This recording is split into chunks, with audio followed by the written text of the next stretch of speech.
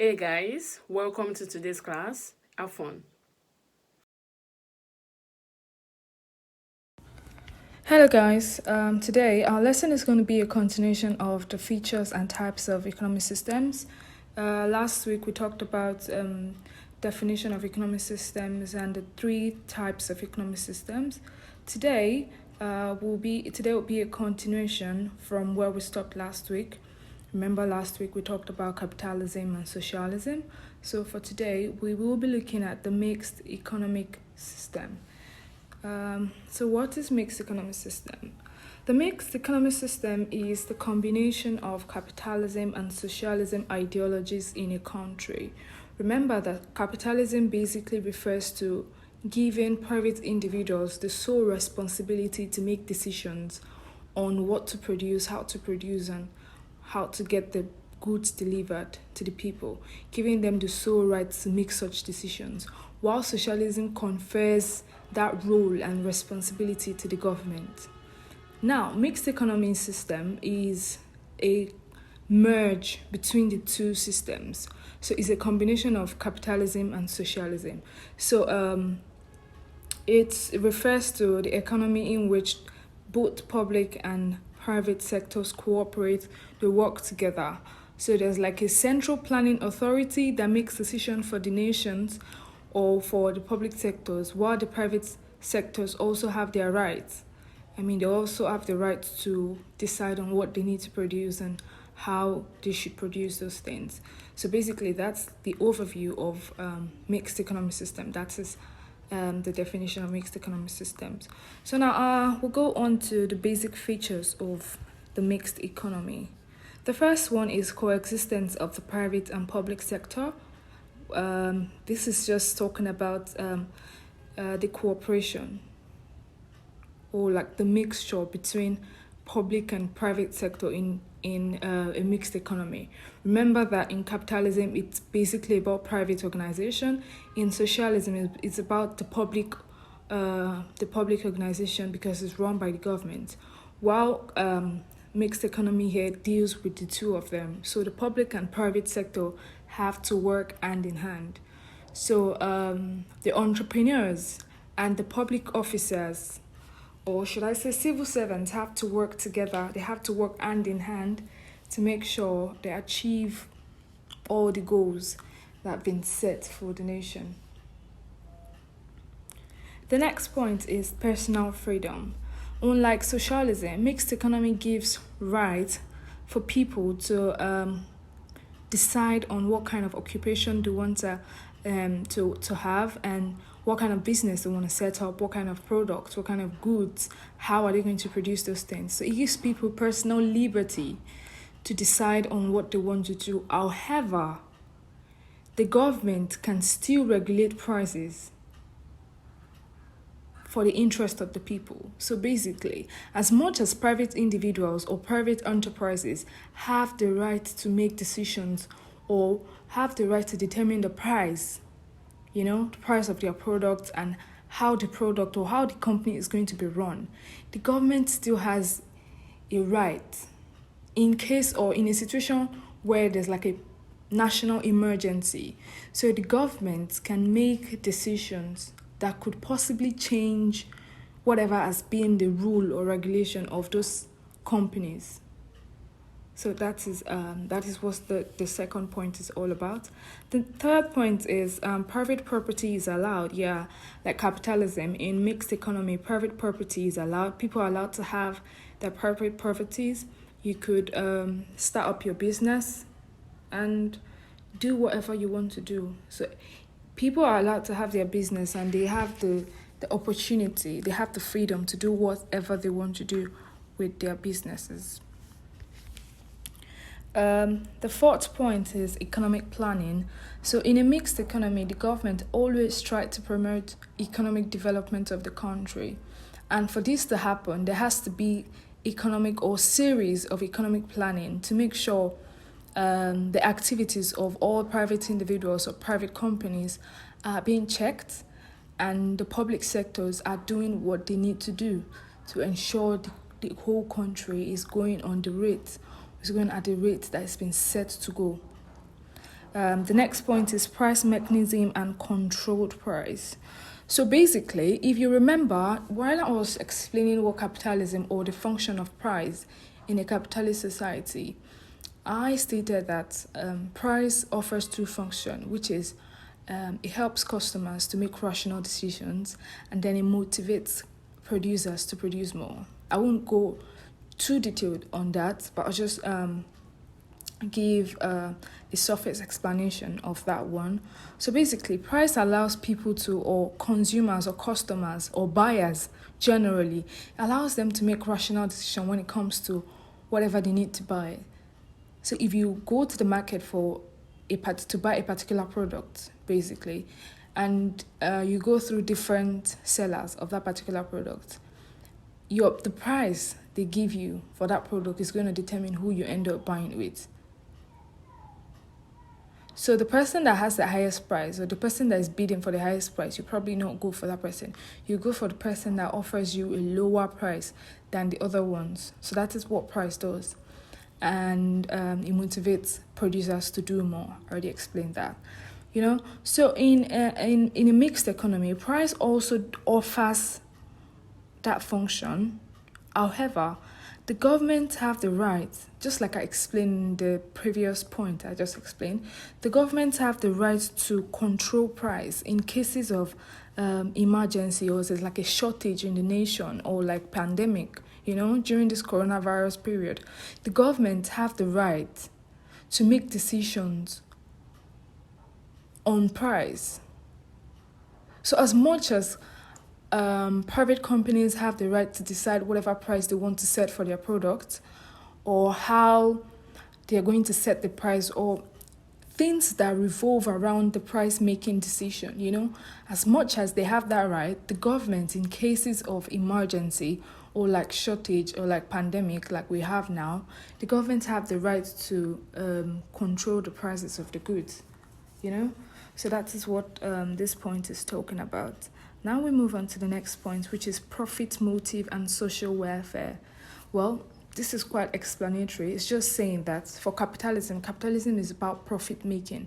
It's about making profit. And socialism is about doing things for the good of the people, which is social welfare. So in a mixed economy, it's like a combination of profit motive in cases where we have private companies doing their businesses, and social welfare for the public sectors that work for the good of the people or for the public interest. And that is that on that point. The next point is control of monopoly power. So under the mixed economy, the government takes huge initiatives to control monopoly practices among the private entrepreneurs. So the idea of monopoly, where one person creates a unique product that is peculiar to themselves and they have no competitors. So the government tries as much as possible to eradicate monopoly in a mixed economy. And that is why usually in a mixed economy, you have a particular product, or should I rather say, you have different brands producing a particular good. So for noodles now, we have Indomie, we have Honeywell, we have Golden Penny, and so many other brands. Yeah? So the idea of you alone having a business that's peculiar to you, or like offering services. So just as we have for goods and service, for goods, or like for physical goods, we also have for services. For the network providers, we have Glow, we have Airtel, we have Nine Mobile, MTN, and so much more. Yeah. So the whole idea of you having a particular business that's peculiar to your own brand is eradicated in a mixed economy. Now we'll move to the next point, which is there are continuous checks on economic inequalities. So remember that in capitalism, one of the basic problems of capitalism was the issue of unequal distribution of wealth and struggle between the classes. So in a situation where Mr. A has 2 companies, Mr. B has 1, Mr. C has none, the income that comes in for each one of them is different, and this creates like a gap in their income or like their wealth. So mixed economy through the public sector or through the interference of, or should I say intervention of the government now, creates a form of balance. Mind you, it's not always balance. I wouldn't say it's like a balance, but like they try to make sure the differences between the people are not too much. Yeah? So that is what the government, or like that is what mixed economy, that is basically the role of public sector in the mixed economy. So they make sure in cases where people who are not well-to-do, who don't have as much as the rich ones, they provide job opportunities for them. They give them concessions, old age pension, free medical facilities, free education. I mean, they provide them the basic things they need to live a normal life, just so there's no too much gap between the rich and the poor. Yeah? So that is what this point is all about. The next one is regulation of private sector. So obviously, under mixed economy, the government exercises strict control and regulation over private sectors. So the government have the right to change the decisions or to make some decisions that is going to alter some of the rules, or should I say organizational policies of some companies. So basically, you know that for private sectors, each companies have their policies that are peculiar to them. So Mr. A's company's policy will be different. They might have the same point, but then in the ways in which they use those points or they utilize those things might be different. So basically, the government have a right to regulate the prices or like distribution of goods and services in a mixed economy for private sectors, and that is all. That's all the point for the features of mixed economy. Now I'll go on to the advantages or merits of mixed economy. The first one is best allocation of resources. So since a mixed economy combines the good features of capitalism and then the good features of socialism, there is a possibility that the resources that are being used in that economy, in mixed economy, are utilized in the best manner. So there's usually no waste because everybody uses their resources to the maximum point. And that is that on that point. The next one is systematic planning. So in a mixed economy, the economic activities are carried out as per plan. So just like I explained in one of the points, in one of the features of mixed economy, there is need for continuous economic planning, because the idea of having a mixed economy is they've tried capitalism and they felt that capitalism is not enough, it's lacking in some ways. We also try socialism. Oh wow, it's good, but it's also lacking in some ways. So the idea of mixed economy is to see a way to bring the two together and find a balance, a way to make the two things work together. So it's very necessary for the government to continuously plan or make decisions to ensure there's continuous economic development in the country. So that is that on the second point. The next one is there is balance between the public and private sector. So a mixed economy maintains a general balance between the public and private sector. So there's like cooperation between the two sectors. They work hand in hand to make sure the economy of the country grows and develops. The next one is consumer sovereignty. So under mixed economy, consumers have the opportunity to also get varieties of products that they want. And in a mixed economy, the goods or services that's going to be offered or produced are produced strictly based on the needs of the people. So producers or like service providers look into the needs, look into the things that people need, and then they develop products or create services based on what they've found out to be the problem that people seem to have. So consumers still have the high hand, in the sense that most of the product they will get to buy are all curated based on their needs, based on what these producers or service providers think they really need. The next point is absence of exploitation.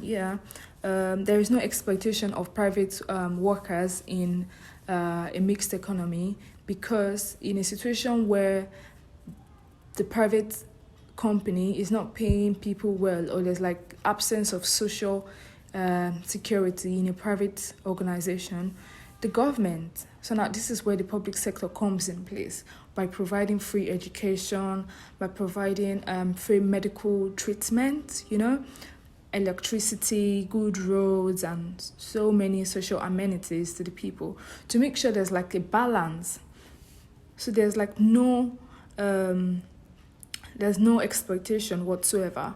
And also labor laws are fixed to determine the minimum wage. So there's like a national minimum wage that everybody's supposed to get, and private enterprises are meant to abide by these regulations or law. The next one is guarantee of social security. Well, I've explained this before. In a way to make sure there is no too much gap between the classes in a mixed economy, the government provides social amenities to the people in terms of education, free medical treatments, and so many other things. So they provide all those things to make sure people have opportunity to live good lives. The next point is freedom of enterprise. In a mixed economy, the government gives people the right to make profit. Private enterprises can own their businesses, they can own private properties, make profits from those properties, or they could own NGOs and do whatever they want to do with their properties. So people have the right to decide on what kind of occupation they want to be involved in, or if you were to set up a company, what's your company going to be, how you produce and everything. You still have a right, you still have that freedom to do or make such decisions. The next one is efficiency of production. So in a mixed economy, the existence of competition between the public and private sector results in efficiency in the production of goods and services in a mixed economy. So because there's like a rivalry between the two sectors, they tend to always work more, find better ways to work, find better resources to use, and so much more. So it makes the work much more easier to do. And now we move on to disadvantages of mixed economy. The first one is there's continuous conflict or disagreements between the two sectors. So because in a mixed economy, the government still has like a greater hand of power, or like a greater control of power, the public sector seems to enjoy more, while the private sector is overly restricted, regulated. So the private sector doesn't really breathe well in a mixed economy, because the government still have a higher hand. And that higher hand reflects in public sectors who tend to enjoy more. So that is what the conflict between the two sectors mean. The next point is inefficiency of the public sector. So remember when we're talking about some of the issues of socialism, we talked about bureaucracy and red tapeism. This is a situation where the government or like government organizations, they are usually set up rules where decision making, or if you have to sign a file, it has to go through so many offices of like so many people. All those things slows down the mixed economy, because in this state, it's not just affecting the public sector, but it's drawing or dragging down the whole economy, which can also affect private individuals. So that is how public sectors could affect the nation. The next one is this economic instability. So because the public sector gets more, they tend to get more funds, they tend to get more support from the government. It creates like some kind of instability. It makes the country unstable, because then you tend to see that the public sector are more funded, and there are like more laws that allows them to practice, while the private sectors are usually overregulated, and this doesn't help them to work to their maximum potential. Yeah, so that is what this point is all about. The next one is delay in economic decisions, just like I explained a while ago. It's just because for the public sectors, decision-making process is a really long process. It has to go through different offices, different agencies. So this thing slows down the economy.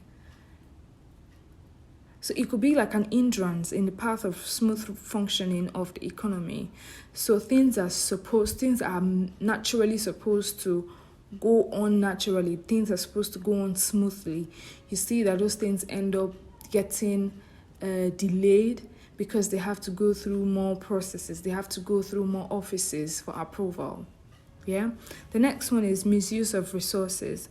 So because the public sectors are more funded, are more supported by the government, there's usually issue of corruption and misuse of funds, where you have probably somebody from one office is embezzling funds that are meant to be used for something. Yeah, so that's usually the problem with mixed economy, this misuse of resources, where a particular amount of money could end up going into the pocket of one person. Yeah, that is what this point is all about. The next one is corruption. Yeah, I already talked about this one, corruption and black marketing, because the political parties are supported. Political parties support public sectors in a mixed economy. So there's like this corruption where people tend to embezzle money or waste public resources. So the money that's been assigned to be used for something ends up not being used and ends up in the pocket of the few selected ones. And the last point for the disadvantage of mixed economy is the threat of nationalism. So there's constant fear that the government can in any time take over businesses of private enterprises. So if in a situation where a private company is not doing well, or like there's like a problem, the government have the right to take over such businesses. So the thought that the government can take over any business creates fear in the minds of private enterprises. And that's the last point under the demerits of mixed economy. So now I'll look into the conclusion of points on the mixed economy. I started by saying mixed economy is like a merge between capitalism and socialism ideology. So the two ideologies are brought together to make the economy work. Yeah, so the government directs the economic activities towards certain socially important areas, while the private enterprises also have the right to make decisions and do production of goods and services in their own way. Examples of countries, or like developed countries that operate mixed economic systems, are UK, USA, India, and developing countries like Nigeria also adopt the mixed economy system. Now we move on to the problems and solutions of each economic systems. So remember that while I was explaining each of the economic systems, there was always this issue or like the problem that was peculiar to each. So now for capitalism, the issue of unequal distribution of wealth between people or between the groups in a capitalist society was always a problem. And the issue of exploitation was always a problem, because Mr. A could end up having more income, yeah? He could end up having more companies than Mr. B and than Mr. C.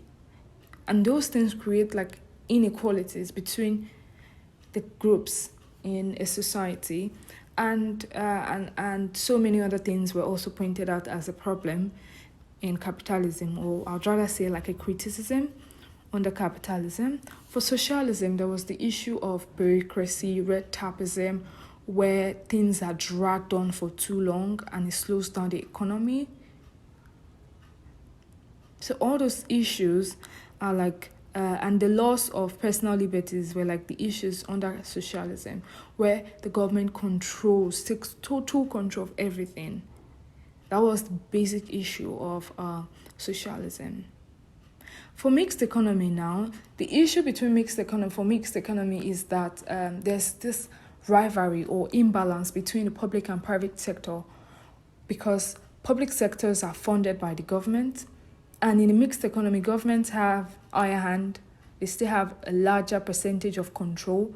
So most of the funds and grants or whatever they get are funded or used into the public sectors while neglecting the private sectors. So the public sectors have the rights, they have more freedom compared to private sectors that are usually more regulated and controlled, overly controlled. And so these are like, I'm very sure I gave out more problems of each of these systems, but like these are like the key issues for each of these systems. So now, how do we solve this problem? What do you think can be done to solve or like find a solution to some of this problem?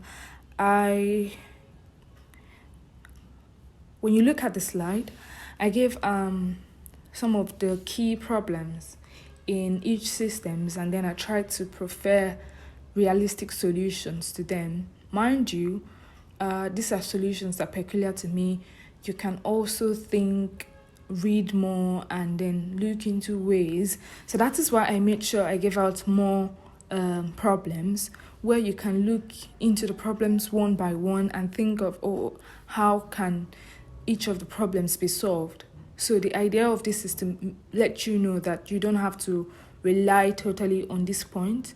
You have to also read more and try to devise more ways on how these problems can be solved based on your own thinking process. So now, should we get started? Yeah. The first problem, so I made sure I highlight some of the key problems in a capitalist society. The first one, we've gone through this on and on and on. The first one is exploitation of workers, market instability, inequality among members of the society. There's inefficiency, irrationality, and unpredictability. There's excessive rivalry and wastage of resources. So these 6 points and many more are like some of the issues in a capitalist society. I've discussed them so many times. So now I'll quickly move on to the solutions. So because under a capitalist economy, allocation of various resources takes place with the help of market mechanism. So a major way of creating or reducing wastage of resources is to ensure that people strictly, or producers, I would say now, producers strictly produce goods that are higher in demand. So you don't end up producing so much that would end up being wasted. So producers need to look into the demands of the people and then narrow down and focus on how they can solve or create products that would that will fit into or solve all those problems of the people, and make sure products with higher demands are more focused on, just so that when those products are produced, people get to buy them immediately and there's no room for waste of the product. And the next one is there should be a free price mechanism to help producers determine or decide what they need to produce in a capitalist society. The next one is I already explained the second point. So mind you, I didn't give this point in I didn't list them one by one. If you read through the slide, you'll be able to make sense out of some of the points that are hidden in this solutions that I've given. The next one is a producer should always think of better ways. So there's need for there's need for more efficiency in production. So producers in a capitalist society need to look into more efficient ways and more I wouldn't say cheap now, but like low cost, like ways or techniques that doesn't take much or that doesn't require much more money, you know. So the producers need to look into techniques or methods in which they could produce this product without spending a whole lot of money. So those are the things they need to look out for. My last point under the solution is the earnings and incentives paid to workers should be regulated by a central agency. So since the government usually doesn't have a major role in a capitalist society, a way to reduce exploitation of workers in capitalism, so a better way of reducing exploitation of workers in a capitalist society would be, from my point of view, would be for each industries to have like an agency that would govern the activities of the particular agency or the particular industry. So now basically this is what I'm saying. So if there's like food industry, yeah, or just trying to think of one. Okay, let's say agriculture, yeah, farming. So I feel like there should be like a central body, like farmers association, yeah. So the farmers association will come up with policies, will come up with rules and regulation on conditions of work, on payments, on wages, if there will be incentives, well spelled out. So there's no issue of exploitation. So there should be, each industries should have like an agency that would be charged with the responsibility of creating policies that would govern the activities of that particular industry. Yeah, so that is my last point for the solution of the problems that capitalism has. The next one is the problems of socialism. We have issue of distorted price mechanism, suppression of economic democracy, slow technological advancement, reduced incentive, reduced prosperity, claims of leadership corruption, and so much more are some of the issues or the problems of socialism. So now how do we look into this issue? How can some of these problems be solved?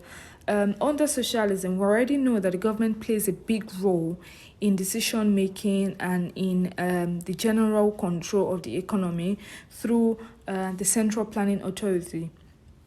So the Central Planning Authority should be able to decide the nature of goods and services to be produced based on the exact need of the people. So you make sure, the Central Planning Authority should make sure that there should be more varieties, not as much as capitalism though, but there should be at least a little bit more varieties of goods and services that people really need. So you don't subject people to having to choose from one because they only need one. Yeah, there might be need for, this particular product offers, this two product offers the same thing, but I might be allergic to what brand A offers and would rather go to brand B because, it's the same thing, but it's just that brand B doesn't have one thing that brand A has. So in essence, what I'm trying to say in this next point is the Central Planning Authority should look into creating more options for people and not restricting them to having just one or like having just two options of products. Yeah, so that's the second that's the one key solution that I have. The next one is the government should try to implement fiscal policies such as taxation policy, expenditure policy, public debt policy, and policy on deficit financing in order to ensure that the issue there's continuous growth, equality, and price stability in the economy. The next one is the methods of production or production techniques should be determined or like are usually being determined by the Central Planning Authority. So now the Central Planning Authority in a socialist society, a solution to this issue is that the Central Planning Authority should be more open to more technological advancement. So if there are more technological options or like more technological based options that could help them produce more in a limited time, so how about you look into investing in those technologies to ensure that in a socialist society there is also as much as there's economic development, there's also technological advancement and development in the country. Yeah? So the idea of this is just to say that the Central Planning Authority needs a lot of work to solve the problem of socialism. There is need for the Central Planning Authority to reform some of the rules in terms of, the first one I gave was in terms of like the options or variety of product. Now this one is to look into more efficient ways of production. The next one is to reduce the problem of bureaucracy and red taping. The Central Planning Authority should delegate some of the duties to mini agencies. So basically what I'm trying to say is it's just like how do I say it? If we want to look at the way Central Planning Authority acts in a like triangular manner, so let's say the Central Planning Authority is like at the highest peak, that's like at the highest point. So then the Central Planning Authority could have different departments, broken down into different departments that would look into those issues. So, and for such departments, so there's like department for food, there's department for agricultural services, there's one for manufacturing, yeah? So when there's need to make decisions in each of those industries, there is no need to wait for approval from the MD or the CEO of the Central Planning Authority. The head of the department under CIA or under the Central Planning Authority, the head of department should be able to approve and make sure the decision-making process is a lot more faster. Yeah, so those are the some of the solutions that should be looked into to solve some of the problems of socialism. The next one is some of the problems of mixed economy is like the private sector has to work under certain restrictions and control. There is excessive power of the public sector and control of the private sector. The state policy of nationalization of private enterprises. The inefficiency of public sector drags the entire economy into the mud, and private sectors are usually not allowed to work to reach their maximum protection because they're usually more controlled and regulated. So these are some of the problems I just explained under mixed economy. So how do we solve this problem?